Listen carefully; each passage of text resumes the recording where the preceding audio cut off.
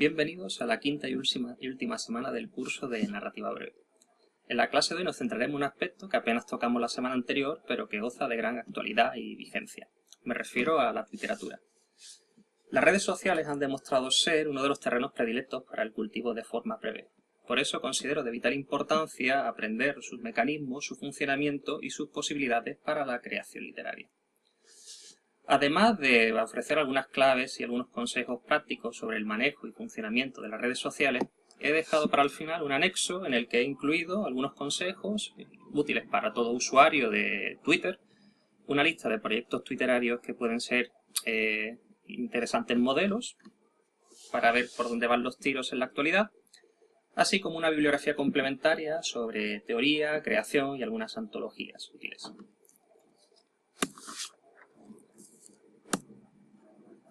Claramente hay que situar el surgimiento de la denominada Twitteratura dentro de este contexto de la cibercultura y de la web 2.0, las redes sociales, o conocida también como web social.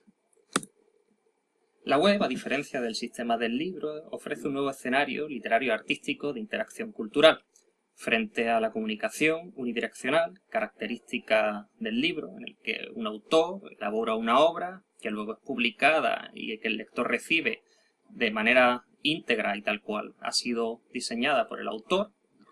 En la web nos encontramos con un escenario totalmente distinto en el que existe una comunicación inmediata entre el emisor y sus receptores. Además, ofrece la posibilidad de publicar sin los filtros tradicionales, es decir, sin la contribución de un editor y sin la necesidad de ese apoyo logístico y económico que suponen las editoriales del libro. Por ello, frente a esa lógica del objeto, esa lógica del libro como fetiche, el libro como objetivo final, aquí nos encontramos con la lógica del acceso y la distribución. Es decir, no tenemos que comparar el libro tal como lo hemos recibido, sino que lo interesante y lo que ofrece la web es la posibilidad de acceder directamente incluso al proceso de creación de la obra. La idea no es tanto la venta final, sino como la posibilidad de distribuir por parte del autor masivamente su obra. Además, ante la lógica de la posesión, la lógica de tener el libro como resultado material de un proyecto literario, aquí es la lógica inclusiva, es decir, se desea compartir. Se desea que la gente participe en la concepción, en la producción y, por supuesto, en la distribución de la obra como un resultado muchas veces azaroso, sin un final claro o con un final simplemente dado por el agotamiento del proyecto o el agotamiento del interés del público o de los seguidores, mejor dicho. Por ello, ante esa obra documento, esa obra cerrada y fijada por un autor, aquí tenemos la que se denomina la obra flujo, una obra en la que el cierre no queda muy claro ni siquiera la apertura. Cuando uno revisa el timeline o de una conversación o de un proyecto en marcha en Twitter, uno no sabe muy bien dónde ha empezado, sino hace un ejercicio de arqueología prácticamente. En cambio, no es tan interesante saber ni cómo empieza ni cómo acaba, sino cómo va evolucionando sobre la marcha. Es decir, cómo la interacción va alterando el curso de la obra y sus posibilidades de edición y manipulación, cómo van afectando a ese resultado, siempre, repito, sobre la marcha, como proyecto, por definir como proyecto no acabado, sino un proyecto en todo su sentido. De ahí que esa novedad o diferencia del texto literario artístico no va a radicar exactamente en ese resultado final, sino en las posibilidades que ofrece el medio. Por ello podríamos distinguir entre lo que sería la Twitteratura, una obra en la que existe una relación, un proyecto en la que existe una relación simbiótica con el medio, es decir, que sabe aprovechar las posibilidades creativas del medio, la comunicación con los followers, el uso de hashtags, etc., frente a lo que se podría denominar literatura en Twitter, que es una literatura que utiliza Twitter simplemente como medio de distribución y que no ofrece nada novedoso desde el punto de vista mediático. Es decir, que no utiliza las posibilidades creativas de esta red social. Por eso se va a imponer frente a la idea de producción definitiva, cierre y fijación del texto, que será a su vez distribuido, la idea de producción de socialidad y la estética relacional y participativa. Aquí se habla del semionauta, que es un concepto de Bourdieu, como un navegante de los signos, un navegante semiótico de la web. Nosotros con nuestras acciones, nosotros con nuestra navegación vamos definiendo el trazado de la obra. Nuestras decisiones son tan importantes como el plan previo. Muchas veces estas obras lo que hacen es producir un punto de encuentro de la comunidad de usuarios interesada en torno no a un objeto, sino a un espacio, que puede ser nuestro timeline o un hashtag. ¿Por qué esta producción de socialidad? Porque nosotros no vamos a consumir un producto ya definido, sino que nuestras interacciones, es decir, nuestra navegación como seminauta, va a ir alterando el curso de esta obra, repito, en marcha, este proyecto de creación completamente twitterario. Evidentemente resulta útil entender la propia mecánica y algo de la historia de esta red social, que nace en 2006 con la pregunta que estás haciendo. En fin de cuentas sería una pregunta centrada en el yo que se expresa, en el yo que se confiesa, algo que hacía el blog, sino que en este caso tiene una limitación de caracteres, exige una mayor brevedad. En 2009 muda a qué está pasando, ahí el yo se abre a la realidad, es decir, el yo, más que fuente y destino de la expresión, se convierte en focalizador, el observador. Y en 2017 vemos un contexto de transición entre los 140 caracteres y aquellos que defienden una mayor amplitud, los 280. En mi opinión, y viendo un poco por dónde van los tiros, los que más defienden la limitación de caracteres son los que más usan Twitter. En cambio, los de 280 caracteres abogan por un modelo no solo de negocio, sino un modelo también de expresión mucho más cercano a lo que sería el post de Facebook. Entre Facebook y Twitter, a pesar de los paralelismos que se suelen establecer, hay una clara diferencia que marca la naturaleza de uno y otro medio. Mientras que en Facebook el tipo de relación social es simétrica, yo te sigo para que tú me sigas, y si no existe esa relación, no es posible el seguimiento, excepto algunas opciones como las páginas, etc. Twitter es un medio claramente asimétrico. Yo puedo seguir sin necesidad de que me sigan. Esta asimetría es el factor fundamental de las posibilidades de viralización de los contenidos, ya que un contenido de una persona en un punto del planeta puede ser visto en el otro punto sin necesidad de que haya una relación directa entre ambos, cosa que Facebook no facilita. Además de la brevedad, que ya hemos dicho, los 140 caracteres y ese debate que existe ahora con la ampliación a los 280, Twitter es un medio mucho más descentralizado que otros. Es un medio, como se suele denominar, de muchos a muchos, por su multidireccionalidad. En función de este objetivo, el seguimiento pasivo y la hipervisibilidad, se podría establecer una tipología de 3 comportamientos básicos de los usuarios de la red social. Por un lado, tendríamos consumidores legitimados offline, que son consumidores que no tienen por qué ser activos y de hecho no suelen ser muy activos, que limitan su actividad además a la promoción y a la difusión, pero que están respaldados por su estatus de celebridad fuera de la red social. De ahí que su seguimiento sea producto más de su condición de famoso, entre comillas, fuera del ciberespacio, que de famoso dentro del ciberespacio.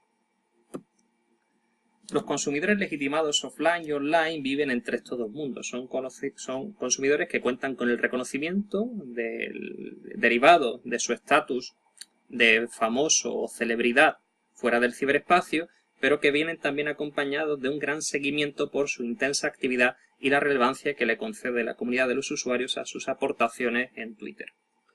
Un ejemplo del primer caso podría ser los perfiles de escritores que han fallecido y que, a pesar de no estar activos, excepto para la difusión de citas ocasionales, sin embargo cuentan con un gran seguimiento. Muchas personas siguen el perfil de Jorge Luis Borges y lo único que hace ese perfil es publicar citas del autor.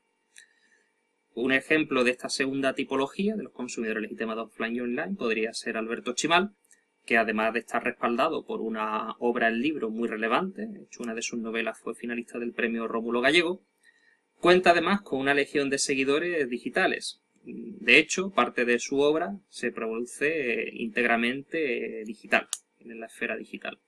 No obstante, los trasvases entre uno y otro ámbito son constantes y generan interesantes resultados como 83 novelas. Y en tercer lugar tenemos los prosumidores offline, definible como el común de los mortales en las redes sociales, pero el común de los mortales activos en las redes sociales, y que responde a un tipo particular de comportamiento de usuario. El prosumidor es un consumidor exigente en el que desea participar en los procesos de producción. La palabra prosumidor lo dice, viene de de producción, de productor y de consumidor. No obstante, este deseo de participar luego se va a traducir no solo en una intensa actividad en sus círculos, en sus redes sociales, sino en la participación en prácticas colaborativas que a la postre pueden generar una gran visibilidad. De hecho, no es nada infrecuente ver a prosumidores online, es decir, personas que cuentan con la legitimidad de la comunidad estrictamente digital, pero esta hipervisibilización de sus contenidos hace que sean rescatados por la esfera analógica. En México hay un caso muy interesante, que es Merlina Acevedo, una ajedrecista y artista visual, que un buen día comenzó a escribir aforismos y palíndromos, ganó mucha relevancia online, muchos seguidores empezaron a seguir sus aforismos, a retuitearlos. Llegó el punto en que Letras Libres le publicó una selección de estos aforismos y ya es una autora que escribe libros. De hecho, el año pasado publicó un libro de aforismos y palíndromos en España. Aparte de estas apreciaciones generales, es conveniente tener en consideración una serie de elementos. El formato del medio de difusión, es decir, pensar desde la propia lógica del medio, cómo circulan los mensajes, cómo se lee y cómo se escribe desde una determinada red social, en este caso desde Twitter. La puesta en página, que lógicamente difiere también de la puesta en pantalla. De hecho, Twitter permite la introducción de hipermedias. La datación, la fecha que se presenta, que influye de una doble manera. Primero, el sentido de oportunidad, es decir, la pertinencia de la aportación particular dentro de un contexto comunicativo, y también la propia fecha en la que se publica, ya que la red social tiene picos de atención. Hay unas determinadas horas en las que los tweets pueden gozar de mayor seguimiento porque hay mayor número de usuarios en ese momento dentro de la red social. El etiquetado es uno de los elementos más útiles y más importantes, porque ya no solo va a determinar genéricamente un texto, es decir, lo va a inscribir dentro de una serie al marcarlo. Por ejemplo, un tweet es un espacio de 140 caracteres, no hay ningún tipo de marca más allá de esa. En cambio, si un tweet aparece ya con un hashtag cuento, con un hashtag poema, estamos condicionando la lectura. Ya no va a ser leído solo como un tweet, como una simple comunicación, sino que hay un elemento paratextual que está definiendo ese tweet, le está dando una identidad genérica. Nuestra predisposición será distinta si vemos un tweet sin etiquetar que un tweet etiquetado como cuento, minificción, aforismo, greguería, etc. De esta manera ya no solo identificamos el texto, sino que lo estamos inscribiendo dentro de una serie de textos, de un repertorio que ya conocemos como elementos de literatura, un repertorio conocido como literatura. En este caso, se podría estar haciendo literatura en Twitter o twitteratura en función del uso más mediático o menos mediático del hashtag. Además, el hashtag nos permite desarrollar formas de relación y elaborar estructuras mucho más complejas entre los tweets, ya que los estaríamos encadenando a través del etiquetado. Por ejemplo, si empezamos a publicar tweets con un hashtag que fuera un título de una obra o suma de greguerías o algo similar, todos los tweets así vinculados, así etiquetados, pertenecerían a un proyecto común y sería mucho más fácil rescatarlos para aquellos que quisieran seguir nuestro proyecto. El diálogo con los followers y los usuarios, inherente a la realidad mediática, inherente a las redes sociales, es interesante porque nos habilita la posibilidad, nos habilita la opción de elaborar proyectos colaborativos con otros usuarios igualmente interesados y que nos podemos articular en torno a un hashtag, en torno a un etiquetado, para facilitar la difusión, la distribución y la creación de estos. Por último, frente a la fijación del texto, hay que destacar la capacidad de editar, manipular los tweets. Además, estos tres elementos, el etiquetado, el diálogo con los followers y la capacidad de editar, manipular, inciden en esa visión de Twitter como laboratorio público de escritura, en el que se pueden probar y medir la repercusión, de manera inmediata, de nuestros proyectos y tanteos literarios. Esto es algo fundamental para sondear el éxito o el fracaso de nuestros propios proyectos. Aquí os voy a dejar un cuadro resumen de algunas de las problemáticas a las que se enfrenta la twitteratura y que de algún modo hemos ido esbozando. En concreto, entre los rasgos de escritura más relevantes que señala Chimal, he puesto con asterisco los que considero propios del medio, de las particularidades del medio, la escritura y lectura comunales, la interacción instantánea y diversa y la erosión de las ideas de texto definitivo y permanencia. Los otros dos, la mutación de géneros persistente y aparición de prácticas nuevas, es algo que también incumbe a la realidad analógica y por tanto no son elementos exclusivos del medio. Sí es cierto que la nueva realidad mediática permite muchas veces elaborar proyectos que no serían posibles desde la economía y la cultura del libro. Además, os señalo una serie de peligros. Los dos primeros, la banalización, la repetición, reciclaje y el plagio, que ya tocamos cuando hablamos de la estética del fraude. Es decir, sobre todo aquellas prácticas que realmente no están aportando un valor añadido por la comunidad y para la comunidad. La oclocracia, el mainstream, la obsesión por lo trendy, esta tríada de visibilidad, hipervisibilidad, extimidad, que es la obsesión por dejarse llevar por las modas, el hecho de intentar ser visible a toda costa, que además cuando uno se deja llevar es la manera más difícil o es la manera más fácil de no diferenciarse, es decir, de no generar una auténtica distinción. A fin de cuentas es mucho más complicado destacar cuando hay millones y millones de tweets en un mismo sentido que producir algún tipo de cesura de la corriente, algún tipo de ralentizamiento de ese caos que es el timeline de Twitter. A manera de ejemplo, se observa en esta poética de la tuitficción de Mauricio Montiel, alias el hombre de Tweet, la preocupación por escribir desde la lógica del medio. Especialmente en estos tres puntos se observa con nitidez esa conciencia mediática, aunque habría que sumar un par de puntos que resultan extrapolables a cualquier soporte, ya sea analógico o digital. Son un par de consideraciones prácticas y útiles sobre la brevedad y la narratividad, repito, independientemente del soporte en el que se publique. De todas formas, llama la atención, si leemos con atención estos 5 puntos de la poética, que muchos de los rasgos de la minificción resultan aplicables a la tuiteratura. En resumen, y en definitiva, se trata tanto la tuiteratura como la minificción de un arte de la brevedad. En los recursos complementarios encontraréis un par de proyectos tuiterarios de Alberto Chimal, Día Común y Ciudad X, para que reflexionéis sobre las particularidades de la tuiteratura, así como para que veáis algunas de las diferencias que produce el paso de un soporte a otro. A simple vista podéis ver, por ejemplo, en este caso de Día Común, la presencia de un hashtag, la presencia del avatar, que es el que publica el tweet, la presencia de la interacción de los followers, y en el otro la realidad de la página. Ciudad X, como ya veréis, después de la lectura, es un ejemplo de paso de lo digital a analógico menos drástico, además de proponer una forma de relación serial, es una enumeración, una cuenta atrás.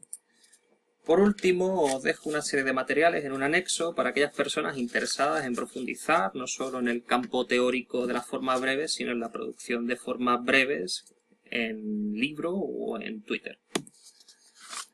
Una serie de claves para conseguir conservar seguidores, elaborada por José Luis Orihuela, uno de los máximos especialistas en este campo, dentro de las cuales he subrayado las que considero más interesantes y útiles para los usuarios de Twitter. Una serie de proyectos tuiterarios en español y en inglés, siempre es interesante ver lo que se ha hecho para saber qué se puede hacer, por dónde no se ha profundizado aún. Una bibliografía teórica para todos aquellos que quieran profundizar en el conocimiento de la forma breve desde esta perspectiva. Una serie de antologías interesantes de cuentos, microrelato y minificción, tanto españolas como latinoamericanas. Una pequeña selección de obras de creación que creo que exhiben muy bien esa variabilidad y polimorfismo de la forma breve. Y bueno, ahora sí, ya solo queda despedirse y desearos el mayor de los éxitos en vuestras aportaciones a la creación. Ha sido un verdadero placer compartir con ustedes estas 5 semanas y espero de corazón que la experiencia haya sido tan rica y provechosa como lo ha sido para mí. Muchísimas gracias.